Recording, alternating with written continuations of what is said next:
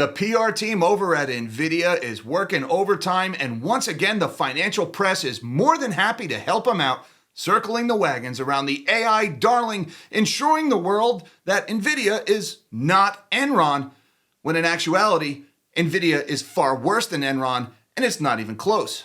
And what's kind of hilarious is that Nvidia and their puppets in the financial press are following the exact same playbook that they used in the fall of 2023 when they told the whole world not to listen to Twitter randos. And while they'll never in a million years admit it, once again, the thing that's got Nvidia so worried, it was me! What's up, guys? I'm Nobody Special, and yesterday in The Verge, we got this one from Elizabeth Lopatto. Nvidia's I'm not Enron memo has people asking a lot of questions already answered by that memo. And right away, the red flags are a-waving in this article. Just look at how Elizabeth Lopatto starts her article. Christ, fine. So over the weekend, a strange Substack post from what appears to be a CEO of a pet relocation company went viral. Now, right away, there's two things that you'll see in this first sentence of this article. Number one, indignation. Christ, fine. Oh my God, do I have to write this article?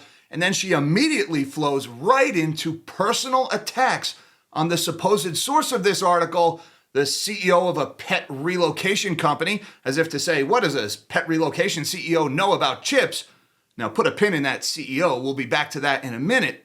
And why does this set off red flags for me? Well, who remembers this one from September of 2023 before you short Nvidia after reading investment advice from Twitter randos? There's your personal attacks. Read this and then note that byline there. Bernstein analyst can't believe he has to debunk conspiracy theories. And yet here we are. There's the same indignation. Personal attacks and indignation to lead off the article. You know, one might be forgiven for thinking that the same PR rep at Nvidia wrote both of these articles. Picking up on that Verge article again, this post, which to be clear is bullshit, alleges that Nvidia is engaged in what may become the largest accounting fraud in technology history. That's a load-bearing may in the sense that there's no credible reason to believe Nvidia is engaged in fraud at all. Now, Elizabeth Lopatto provides zero evidence to support her assertion that the article in question is bullshit. It's not. The article in question is actually right on the mark, except for one catastrophically wrong detail that we'll get to later in the video. But she goes on to say that there is no credible reason to believe that Nvidia is engaged in fraud. And again, one might be forgiven for thinking that Nvidia's prior documented history of committing accounting fraud might actually pass as a credible reason for believing Nvidia is doing fraud once again. Recall back in 2003, Nvidia CFO Christine Hoberg had to settle with the SEC for accounting fraud when Nvidia was caught inflating their earnings by more than 15% by hiding from their independent auditors side deals that they had cut with their vendors in order to understate their cost of goods sold while simultaneously artificially inflating their earnings. Yup, that's fraud. Nvidia did that. Jensen Huang was CEO back when they did that. But remember, other than the fact that these guys have done fraud, there's no reason to believe they might do fraud. And of course, more recently in 2022, Nvidia had to settle with the SEC for inadequate disclosures and making materially false statements to investors, downplaying just how dependent on crypto mining their business had become. But once again, other than the prior history of fraud, there's no credible reason to believe the company might be doing fraud. Switching back over to The Verge, apparently this spooked Nvidia, which, as first reported by Barron's, has sent a note to analysts clarifying that it is not, in fact, Enron. Yeah, it's not Enron. Enron, on its worst day, couldn't hold a candle to Nvidia. Nvidia actually is much, much worse. But it's in this paragraph where Elizabeth Lopatto puts on a masterclass on how to swallow hook, line, and sinker corporate talking points at face value while asking no questions and doing no research of your own. Since Nvidia has clarified, I'd like to add a clarification of my own, she says. The problem is that Nvidia's behavior is perfectly legal. In its note, Nvidia says it does not use special purpose entities to hide debt and inflate revenue. This is true. Every single neocloud Nvidia has invested in is its own company. Any debts those companies may have are on their own balance sheets. It's not Nvidia's debt. That's one of the reasons why neoclouds are so convenient for Nvidia. As the company itself informs analysts, Nvidia doesn't control those companies and doesn't provide the financing for them either. Yes, they do. Nvidia gives them money so they can buy their product, and it looks like they co-sign on that debt, and they provide guarantees to rent back any unused hardware in order to backstop those sales to reassure lenders that they can lend to those neoclouds and that they'll still have cash flow. They're not just very useful sin eaters. In the case of CoreWeave, Nvidia is propping it up by investing in the company, including to make sure its IPO actually happened and serving as a customer. And again, she's pointing to this incredibly incestuous relationship between Nvidia and CoreWeave as if to reassure us that everything is okay. Elizabeth, this is not helping, not at all. And in the last sentence of the article, Elizabeth Lopato makes a critical mistake here, something that 5 minutes on Google would have solved, but we are talking about The Verge here, so I think a little leeway is in order. She says, it's all very stupid, but as far as I can tell, not actually illegal. And of course, she's referring to round-tripping the circular accounting, giving your customers money so that your customers can afford to buy your product by giving your money right back to you.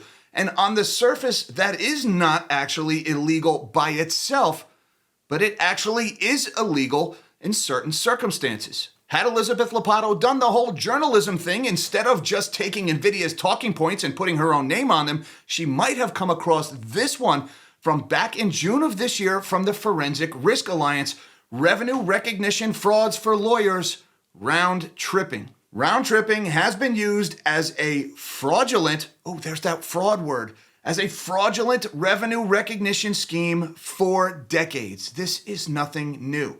And here's a couple of examples of round tripping being classified as fraud, crossing that threshold into illegality because of the way it was used. In 2004, Quest Communications was fined $250 million and consented to the judgment, finding that it used swap contracts to buy and sell network fiber capacity with other companies to artificially inflate its reported revenue by $3.8 billion.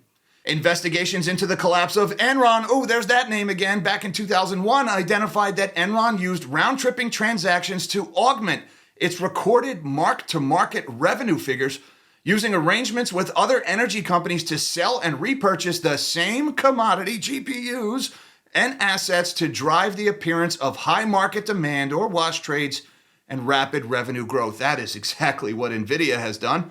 But wait, there's more. In 2001, Time Warner consented to pay a civil penalty of $300 million and to restate its accounts to remove $690 million of revenue connected to its alleged participation in round-tripping transactions, recording revenue from online advertising placed by a network of companies, including Homestore.com, using funds originating from Time Warner, transferred to them as overpayments, waived discounts, legal claim settlements, and referral schemes. All of these are examples of round-tripping rising to the level of fraud, resulting in prosecutions and fines. Had Elizabeth Lopato done any research of her own, she would have come across this. It only took me 5 minutes to find it. But once again, the press is just priority number one. Protect Nvidia, protect this bubble. Don't ask hard questions, and hey, maybe one day you might even land an interview with Jensen Huang. So really, there's not much difference between what Nvidia is doing and what Enron did. They both use special purpose vehicles. We call them neoclouds in Nvidia's case. Enron called them Raptors, or special purpose vehicles. They're basically a shell of a company set up for the sole purpose of inflating revenues. The parent company gives them money so they can give the money right back to them in a classic round-tripping scheme that can be illegal when it's done to overinflate revenue, as Nvidia has done. Honestly, the only difference between Nvidia and Enron is that Enron tried to hide it, and Nvidia is doing it out in the open in plain sight, and investors and journalists are just too stupid or too lazy to realize that's what's going on. Now, if you don't mind, we got to circle back to the beginning of the article, because after the indignation, that whole thing about the CEO of a pet relocation company, that never sat right with me, besides the fact that it's clearly a personal attack. Who is this CEO of a pet relocation company? I've never heard of this guy. And actually, it turns out I have heard of this guy. I know exactly who this is. I've never met him or talked with him, but I am familiar with his work. Shanaka, Anslem, Perera. And there you can see in his Instagram, it says, running a global pet relocation empire. And Mr. Perera was on my radar recently because he released this post the day after Nvidia's earnings, talking about breaking the $610 billion AI Ponzi scheme. I don't know where he got the $610 billion number, but it's kind of interesting what he's saying here. Last night at 4 p.m. Eastern time, something unprecedented happened. Nvidia stock rallied 5% on earnings. It was actually about 4:15 p.m. Eastern time. That 15 minutes is important. Note the timestamps. 4:15 p.m., Nvidia reports their earnings. Then crashed into negative territory within 18 hours. Wall Street algorithms detected what humans couldn't. The numbers don't add up. Here's what they found. Nvidia reported $33.4 billion in unpaid bills or accounts receivable. That's where they've shipped product, but they haven't been paid for it yet. Up 89% in 1 year. Customers who bought chips haven't paid for them yet. The average wait time for payment stretched from 46 days to 53 days. The extra week represents $10.4 billion that may never arrive. So what Mr. Perera is flagging here is an unusual growth in accounts receivable, and he's saying that Wall Street algorithms found them. That's interesting. And Mr. Perera would go on in very good detail in this article in Substack elaborating on this. This was a very well-nuanced, well-written, well-researched article. But he did get one detail catastrophically wrong in this article, and it is kind of chapping my ass if we're being honest here. Bloomberg terminals flagged this within 45 minutes of the filing.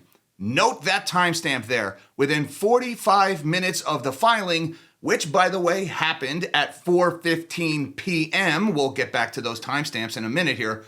Quantitative hedge funds activated short positions within 2 hours. By market open on November 20th, institutional order flow had reversed from net buying to net selling. The algorithms had detected something human analysts would take days to recognize. Nvidia's customers aren't paying for chips they've already received. Human analysts would take days. Algorithms detected. Bloomberg terminals flagged. You spelled my name wrong, buddy. Because no human would ever have noted the growth in accounts receivable, right? Except I did. At exactly the time Mr. Perera said that Wall Street algorithms had flagged it. This is my Twitter feed, the night of Nvidia's earnings. Look at that timestamp down there, 5:03 p.m., November 19th. That is 48 minutes after Nvidia reported their earnings. Not a Wall Street algorithm. Remember, no human would ever detect this. Nope, I flagged it within minutes of Nvidia's earnings release. Nvidia accounts receivable grew by 5.58 billion Q over Q. Takeaway growth in accounts receivable and revenue misses by $3.49 billion. Another manufactured beat. And by the way, I posted this at 5:03 p.m. It actually took me a couple of minutes to do the screen grabs and all the assembling of the image file and then type it out. So I would just love to see a screenshot of this Bloomberg terminal or this AI algorithm detecting something a human analyst would clearly take days to detect. So was it really AI flagging its own accounting fraud? Was it really a Bloomberg terminal? Was it really an algorithm, or was it somebody else? What's my name? Say my name, bitch! So maybe I'm being a little narcissistic here. Maybe I'm tooting my own horn. Maybe I'm getting a little cranky because I'm not getting any credit for this. But the fact is, The Verge in this article clearly attributes Nvidia's memo to this article that was written by Perera that claims it was Wall Street AI algorithms that flagged it when it clearly wasn't. It was me at the same time this guy is claiming the computers did it, which means I'm the reason Nvidia put out that memo. Look at me. I'm the one who did this to you. Remember me. And remember, this is not the first time that Nvidia has called on the financial press to tell the world to ignore me. They did the same thing more than 2 years ago when I flagged the very same issue of round tripping and accounting fraud, and they said, it's just a conspiracy theory, don't listen to Twitter randos. How much damage has been done in those 2 years? How much capital went up in smoke? And how much money has been taken from unsuspecting investors who have bought into this bubble, whether they realize it or not? And when this bubble bursts, they're all going to be looking for somebody to blame. When that happens, just remember, nobody saw this coming. Till next time, live small and dream big.